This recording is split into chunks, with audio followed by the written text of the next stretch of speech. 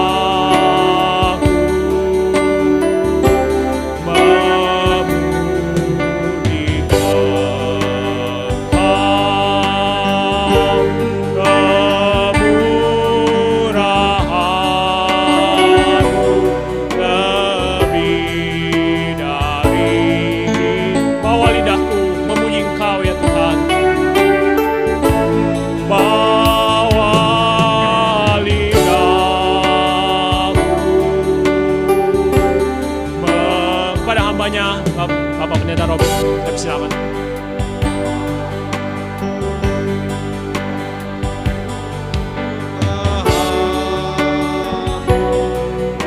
Lebih dari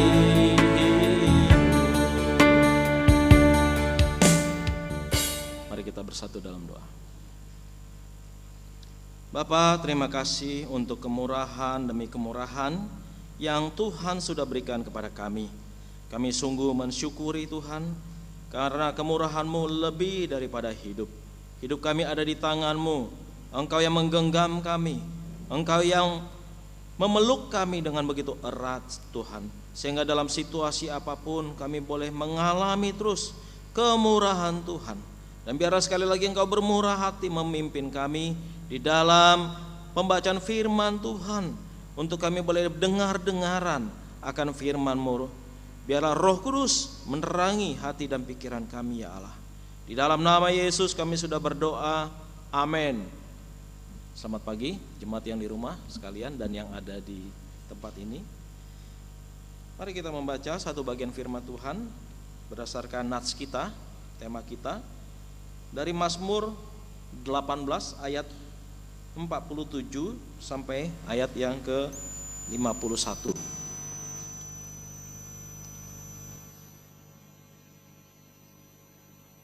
Mazmur 18 ayat 47 hingga 51 saya akan bacakan buat kita sekalian. Tuhan hidup, terpujilah gunung batuku, dan mulialah Allah penyelamatku. Allah yang telah mengadakan pembalasan bagiku, yang telah menaklukkan bangsa-bangsa ke bawah kuasaku, yang telah meluputkan aku daripada musuhku. Bahkan Engkau telah meninggikan aku mengatasi mereka yang bangkit melawan aku. Engkau telah melepaskan aku dari orang yang melakukan kelaliman. Sebab itu aku mau menyanyikan syukur bagimu di antara bangsa-bangsa ya Tuhan, dan aku mau menyanyikan mazmur bagi namamu. Ia mengaruniakan keselamatan yang besar kepada raja yang diangkatnya, dan menunjukkan kasih setia kepada orang yang diurapinya, yaitu Daud, dan kepada anak cucunya untuk selama-lamanya. Demikianlah nats firman Tuhan.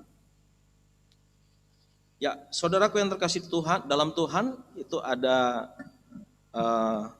PPT yang saya berikan.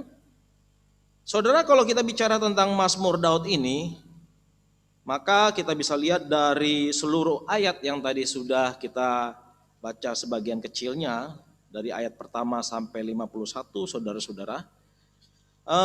Saudaraku, Mazmur ini adalah nyanyian syukur Daud, ya, ketika dia menghadapi musuh-musuhnya, ya, termasuk juga Saul yang mengejarnya, ya. Saudara, pada masa Daud di situ ada kejayaan. Kejayaan bukan karena Daud, tapi karena Tuhan yang berjaya atas peperangan-peperangan yang dihadapi oleh Raja Daud. Saudara-saudara, pada waktu masa kerajaan zaman dulu, peperangan itu adalah sesuatu yang biasa.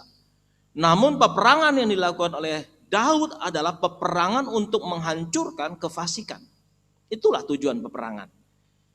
Dan itu menjadi sesuatu gambaran ke depan nanti bagaimana Kristus datang sebagai raja atas segala raja, raja yang kekal yang akan menghancurkan kefasikan. Jadi peperangan yang dilakukan oleh Raja Daud adalah peperangan yang menjadi satu gambaran di kemudian hari tentang Kristus sebetulnya. Nah, kalau kita lihat bagaimana masa jaya Daud, saudara, dia mengalahkan bangsa-bangsa Filistin, bangsa Amon, Mesir, dan lain sebagainya. Daud tidak sekalipun dikalahkan atau pernah kalah, saudara. Kita lihat masa kejayaan Daud hingga nanti Salomo, dia tidak pernah sekalipun mengalami kekalahan di dalam peperangan. Karena itulah kalau kita mau bagi bagian firman ini, saudara, Mazmur 18 ini kita bisa membaginya dalam 3 bagian, yaitu bagian yang pertama adalah bagaimana Daud menguraikan tentang pergumulan-pergumulannya di dalam saat-saat perang. Kecemasan hatinya, bagaimana dia dililit oleh musuh dan lain sebagainya. Itu bagian pertama. Bagian yang kedua, Daud berbicara tentang pertolongan Tuhan. Tuhan menyelamatkannya di dalam masa-masa perang melawan bangsa-bangsa yang lain. Bagian yang ketiga ini, yaitu ayat 46 tadi, ayat 47 sampai 51, yang berbicara tentang doksologi sebagai satu rangkuman di mana Daud memuliakan Tuhan, memuji nama Tuhan, doksologi. Seperti kita kalau menutup ibadah itu ada doksologi, maka di sini adalah bentuk daripada doksologi, yaitu kemuliaan hanyalah bagi nama Tuhan. Saudara yang terkasih dalam Tuhan, kalau kita lihat dalam bagian firman Tuhan ini, mari kita membacanya ayat 47, silakan slide. Tuhan hidup, terpujilah gunung batuku, dan mulialah Allah penyelamatku. Nah di situ sebelumnya ada di situ yang ada bahasa Ibraninya. Nah itu kalau kita lihat ya, bagaimana di sini dikatakan, Daud mengatakan di sini adalah Yahweh Cai Barak Surum Eloah Yasar. Nah saudara, kalau kita melihat di sana, kata-kata rum itu, waya rum itu bicara tentang tinggikanlah. Nah itu ya, muliakanlah, pujilah. Saudara, kalau kita lihat di dalam pengertian bahasa aslinya, coba kita slide berikut, saudara. Maka sebetulnya kalau kita bicara tentang tinggikanlah, ini adalah kata apa ini? Kata kerja, saudara.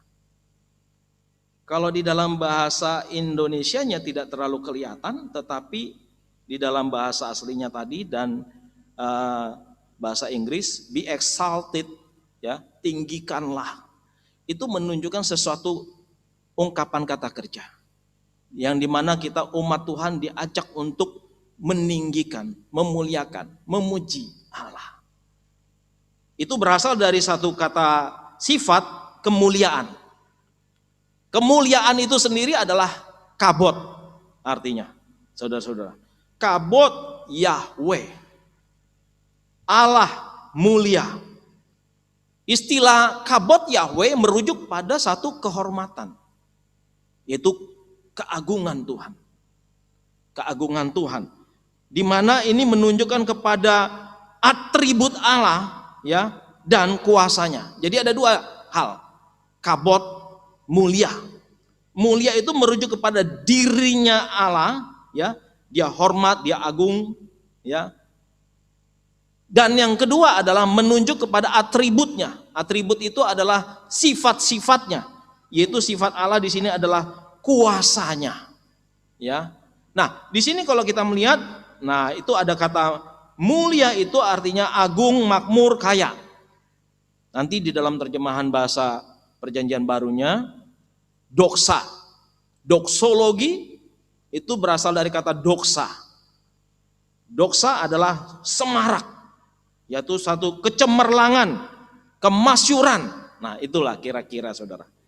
Jadi di sini kita melihat bahwa Allah itu adalah Allah yang agung, adalah Allah yang mulia, yang keagungan dan kemuliaannya tidak bisa hilang, tidak bisa berkurang. Gitu ya. Itu bagaikan logam mulia. Logam mulia itu ya mulia gitu ya. Harganya berapapun, jatuh pun, sekarang lagi jatuh harganya LM. Ya, karena terimbas dengan dolar yang menguat, LM melemah, tetapi tetap mulia gitu kan.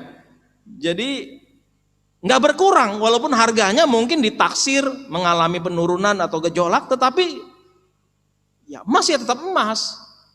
Dia tetap logam mulia disebut. Sampai turun harganya berapa kita sebut dia kan logam mulia kan. Nah saudara-saudara, kalau kita melihat di sini bahwa Allah itu adalah Allah yang mulia, yang menunjukkan dia adalah yang agung, yang hormat, yang masyur, yang patut untuk ditinggikan, saudara. Maka di sini kalau kita lihat, perhatikan saudara, ada ucapan dari seorang bernama M.R.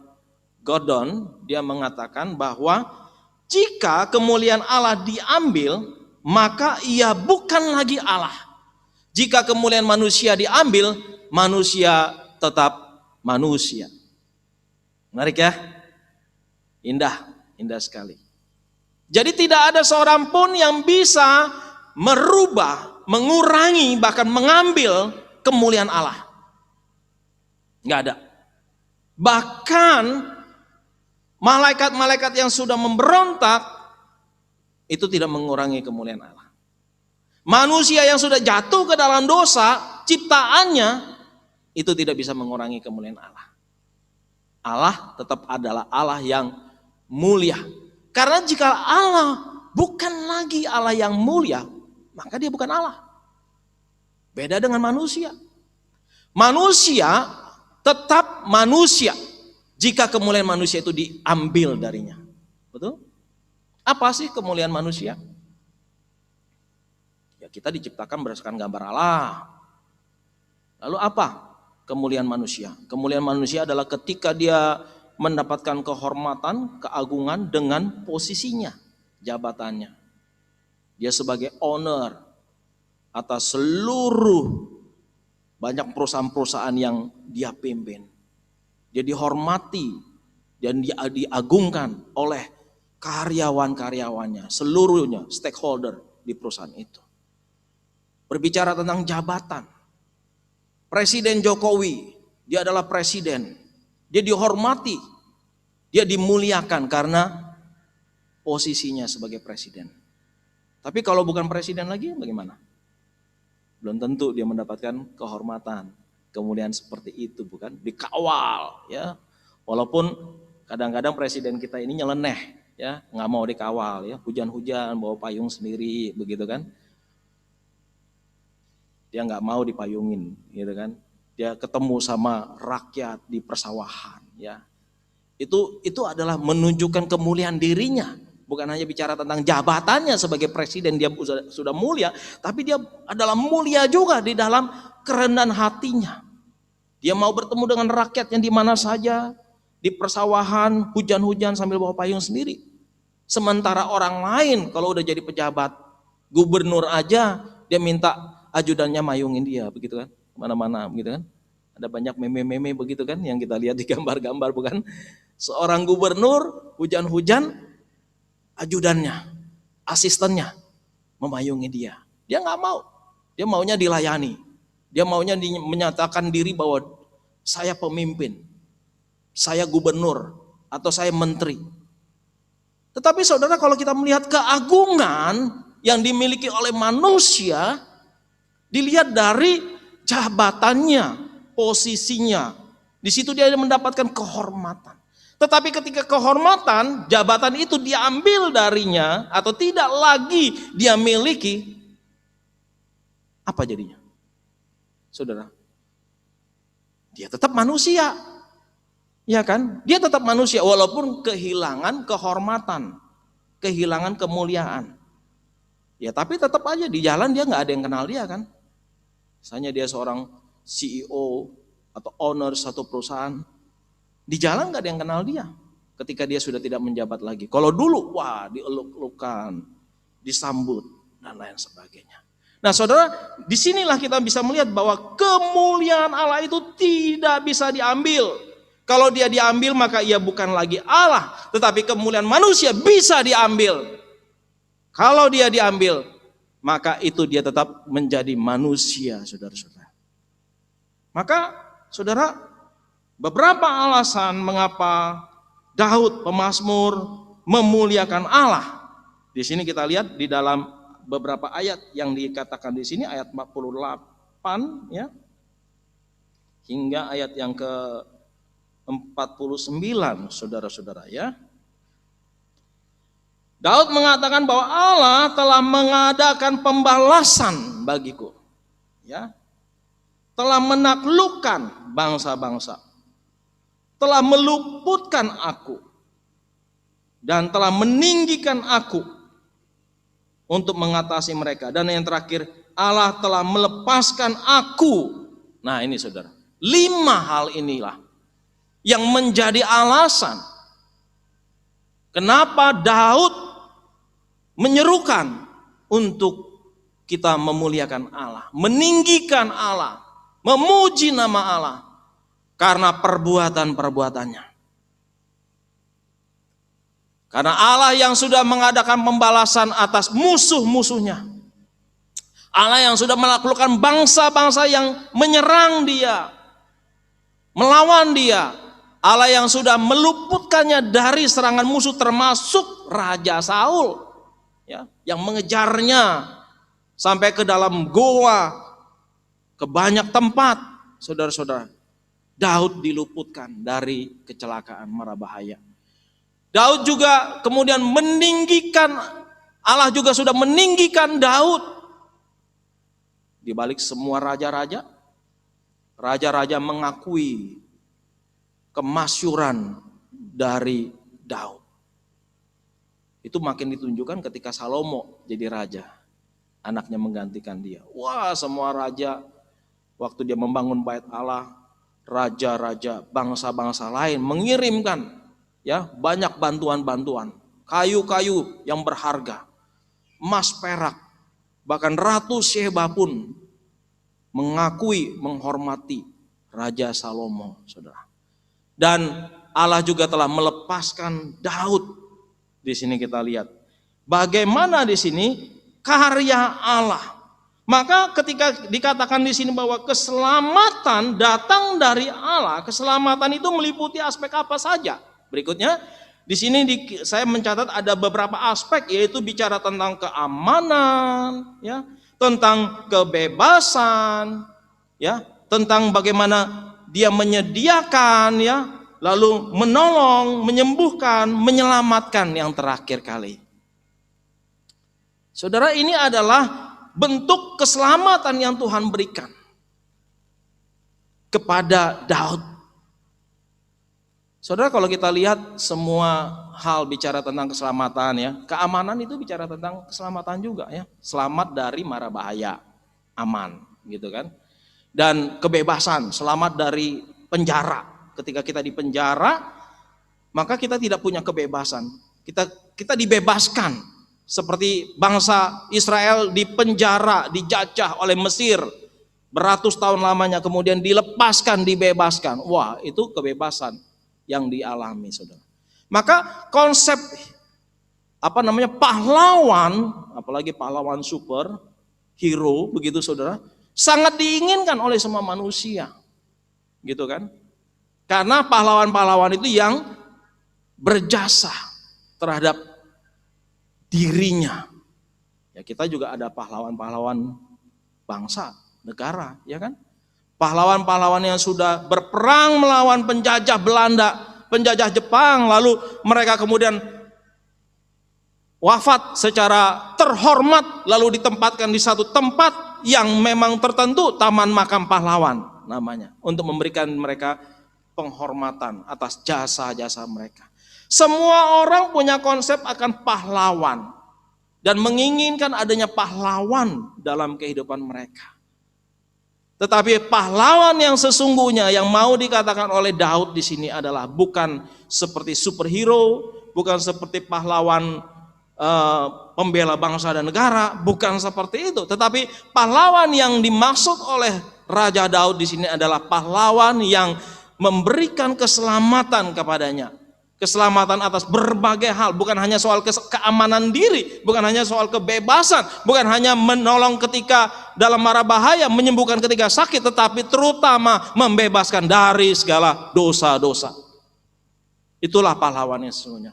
Dan Kristuslah penyelamat yang dikatakan oleh Raja Daud di sini. Maka kalau kita lihat di dalam ayat 51 dikatakan bahwa ia mengaruniakan keselamatan yang besar kepada raja yang diangkatnya dan menunjukkan kasih setia kepada orang yang diurapinya, yaitu Daud, dan kepada anak cucunya untuk selama-lamanya. Ini menunjukkan kepada Yesus Kristus sebagai keturunan Daud, raja yang sesungguhnya, yaitu bagaimana Yesus mengaruniakan keselamatan yang besar bukan hanya kepada satu raja, tetapi kepada banyak raja-raja dan kepada banyak manusia di bumi ini, saudara-saudara.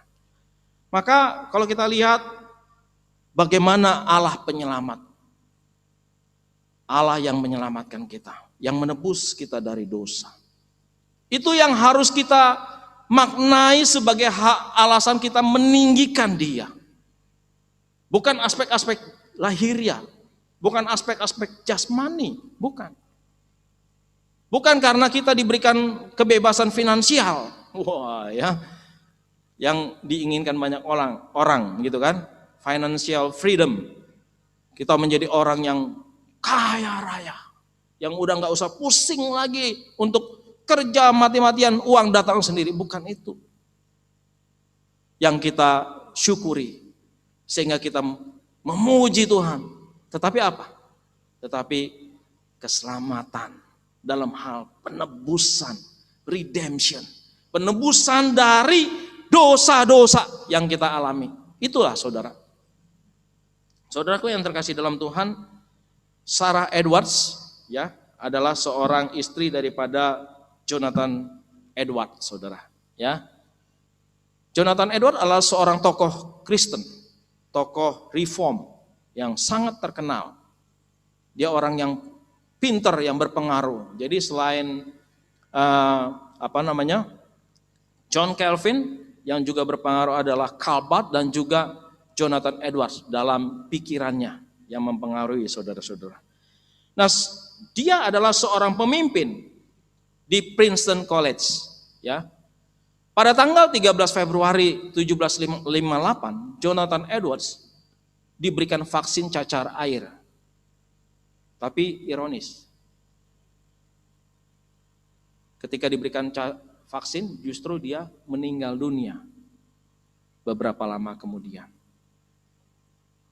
Yang meninggal karena vaksin itu tanggal 22 Maret 1758, saudara-saudara. Jadi hanya selang 1 bulan. Dalam usia 54 tahun. Bayangkan saudara, seorang tokoh, pemikir besar, pemimpin daripada satu universitas yang luar biasa, prestisius, ya, Princeton College, meninggal karena habis divaksin. Jadi nggak heran ya kalau sekarang ada banyak orang meninggal karena vaksin, lalu menyalahkan vaksinnya, ya keterlaluan. Lalu nggak mau, banyak orang kemudian nggak mau menolak vaksin gitu ya, gara-gara ada case-case tertentu gitu. Ya zaman dulu juga udah dialamin begitu ya, bahwa belum tentu bisa pas, bisa kena gitu ya, walaupun divaksin. Tidak menjadi satu solusi otomatis, saudara-saudara. Nah saudara, Jonathan Edwards kemudian meninggalkan istrinya Sarah dengan mengasuh 10 anaknya. Anak yang masih kecil-kecil, saudara. Bayangkan, yang menjadi pertanyaan adalah, kalau Sarah hanyalah orang yang Kristen biasa-biasa saja, orang yang rohaninya dangkal, orang yang menganggap bahwa Tuhan itu jahat, Tuhan itu enggak sayang kepadaku, dia akan meninggalkan Tuhan. Respon manusia kan begitu kan? Tuhan, mengapa engkau berbuat seperti ini? Suamiku sudah melayanimu dengan begitu baik, dia seorang tokoh gereja, dia seorang pendeta, dia seorang pemimpin juga. Anak-anakku masih kecil, masih ada 10, Tuhan Engkau begitu kejam. Bisa kan? Bisa. Seperti yang dilakukan oleh banyak orang. Tetapi tidak. Sarah Edwards adalah seorang istri yang mengasihi Tuhan. Seperti yang dilakukan oleh Raja Daud pada waktu dia di dalam ayat yang pertama dalam Mazmur 18 ini, Raja Daud mengatakan bahwa Tuhan, ayat yang kedua, aku mengasihi Engkau ya Tuhan kekuatanku, ya Tuhan bukit batuku, kubu pertahananku dan penyelamatku, Allahku gunung batuku, tempat aku berlindung, perisaiku, tanduk keselamatanku, kota bentengku. Waduh, dulu waktu saya masih baru-baru mengenal Tuhan ya, baca Mazmur, waduh, doa saya itu ngikutin Daud. Tuhan, Engkaulah gunung batuku, tanduk keselamatanku, pertahananku, tempat aku berlindung, perisaiku. Wah, itu sering saya ucapin waktu saya penyembahan gitu ya, nyanyi pujian lalu penyembahan. Saya memuji Tuhan dengan mengutip Mazmur-Mazmur Daud ini, saudara. Nah, Daud ini mengatakan bahwa aku mengasihi Engkau. Saya yakin Sarah Edwards adalah seorang yang mengasihi Tuhan. Maka dia tetap konsisten di dalam imannya. Dia membesarkan 10 anak dengan sungguh-sungguh, dengan baik. Sehingga entah di sini ya, saya pernah kasih ya survei terhadap 1000 orang keturunan dari Jonathan Edwards, anak cucu, cicit dan lain sebagainya, buyut. Saya pernah di sini kasih survei. Banyak yang jadi tokoh-tokoh, menteri-menteri, rektor-rektor, senator-senator di Amerika, pemimpin-pemimpin dari 1000 orang. Jadi, saudara, dia meninggal di usia 54 tahun. Meninggalkan Sarah mengasuh 10 anak. Dan 10 anak diasuh dengan baik.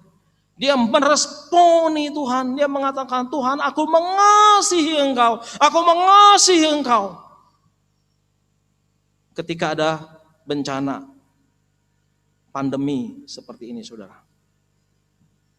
Yang kita sudah alami setahun lewat. Kita kehilangan banyak hal, kehilangan secara ekonomi, kita jatuh, terjerembab, habis-habisan. Kita kehilangan mungkin saudara, family, orang tua yang kita kasihi, direnggut oleh COVID-19, saudara. Apa yang menjadi respon kita?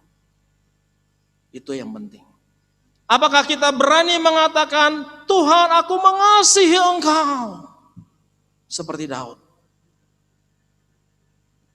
Ini menentukan bagaimana kita bisa tangguh dalam menghadapi banyak persoalan dalam hidup. Atau kemudian kita menjadi rapuh, lalu jatuh, lemah, dan tidak lagi ke gereja. Tidak lagi mau beribadah, tidak lagi mau mencari Tuhan. Banyak mungkin, saya nggak tahu. Ya. Tetapi di sini kita melihat bagaimana Sarah Edwards menyatakan siapa itu Tuhan. Tuhan adalah keselamatanku. Dia memuji nama Tuhan. Dia membesarkan anak-anak dari dirinya dengan Jonathan Edwards, saudara.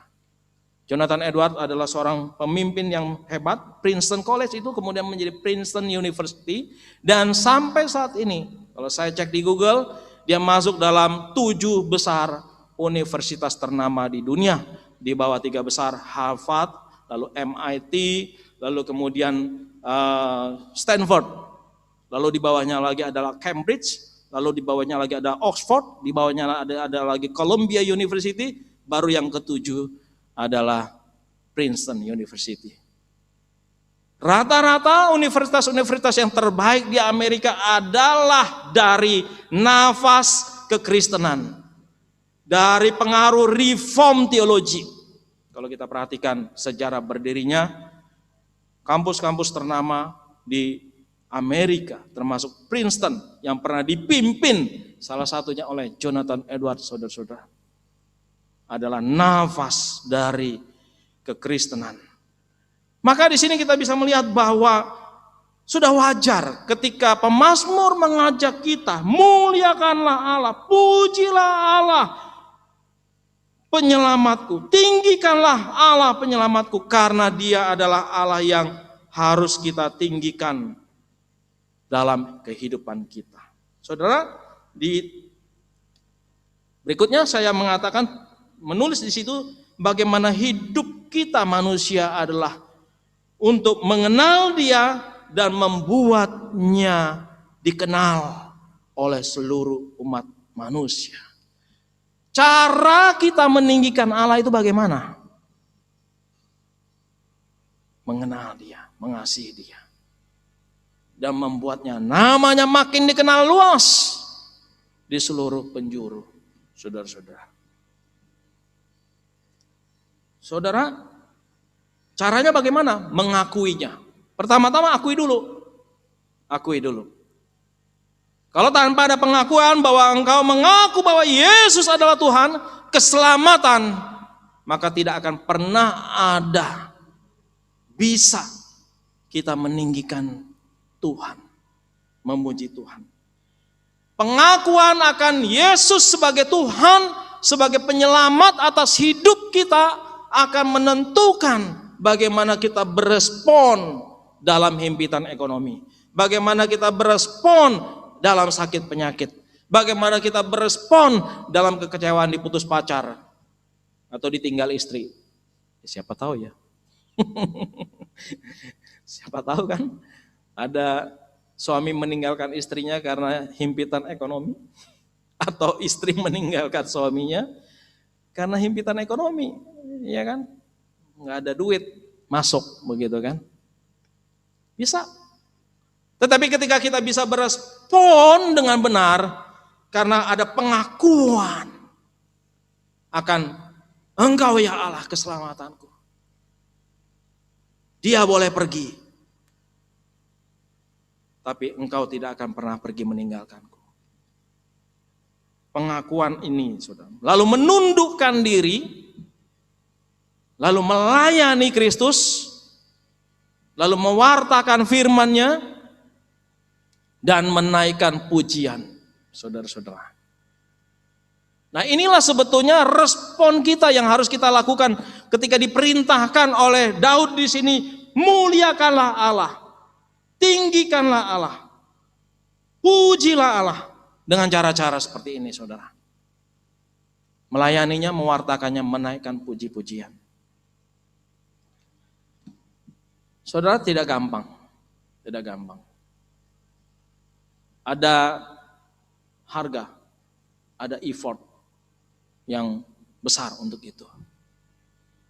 Saya salut sama orang-orang yang sibuk bekerja profesional tapi masih mau belajar. Ya. Istri saya mengikuti Hegai, kalau di Indonesia Hagai Ministry gitu ya. Saya dibilang diralat sama dia, bukan Hagai, Hegai, katanya Hegai. Itu banyak sekali orang dari berbagai penjuru bumi yang ikut, saudara-saudara.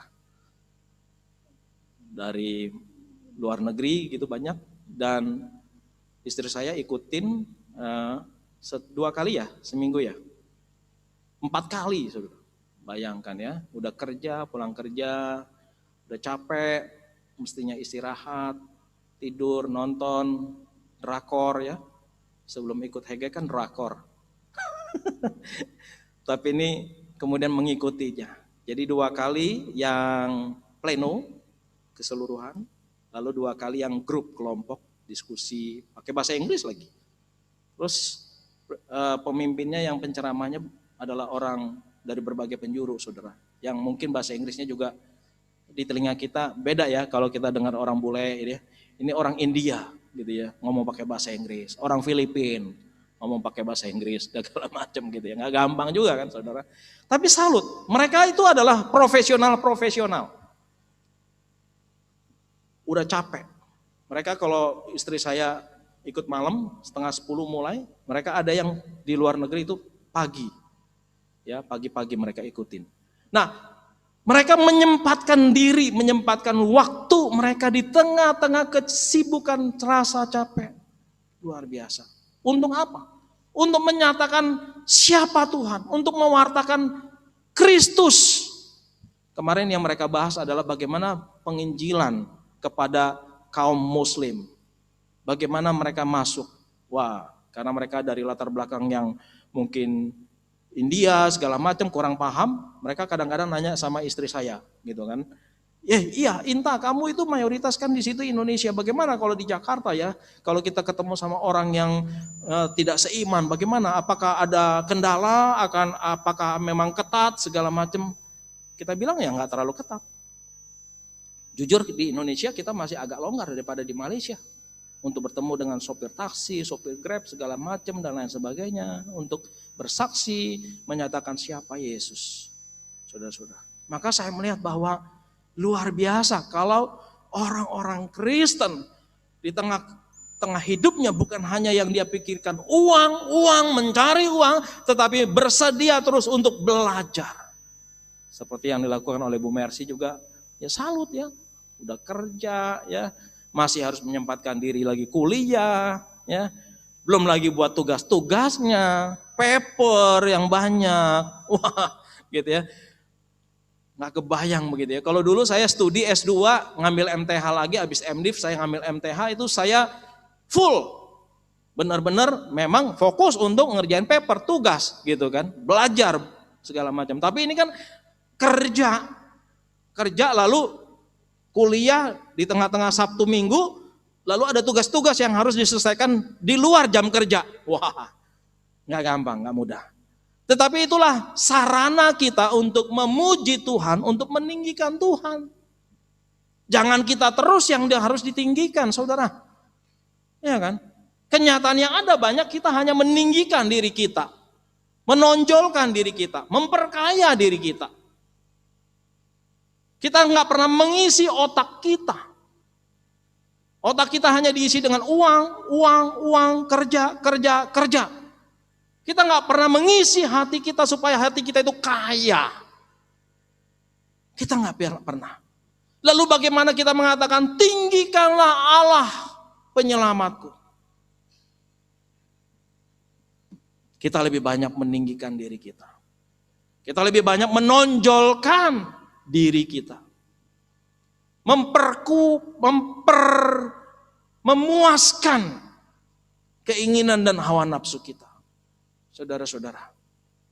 Maka mari firman Tuhan hari ini, pemazmur Daud mengingatkan kepada kita, Tuhan hidup, terpujilah gunung batuku dan mulialah Allah penyelamatku. Bagaimana kita mengamini ini? Bukan hanya mengatakan, yes, amin. Aku sudah mendengar, aku sudah mengerti. Tetapi lebih daripada itu, aku mengalaminya, aku melakukannya dalam hidupku. Mari kita berdoa. Terpujilah Engkau ya Tuhan, karena Engkau adalah Allah keselamatan kami, yang menyelamatkan kami, yang menolong kami, yang membebaskan kami dari dosa-dosa kami, dan menolong kami dalam kesesakan-kesesakan kami.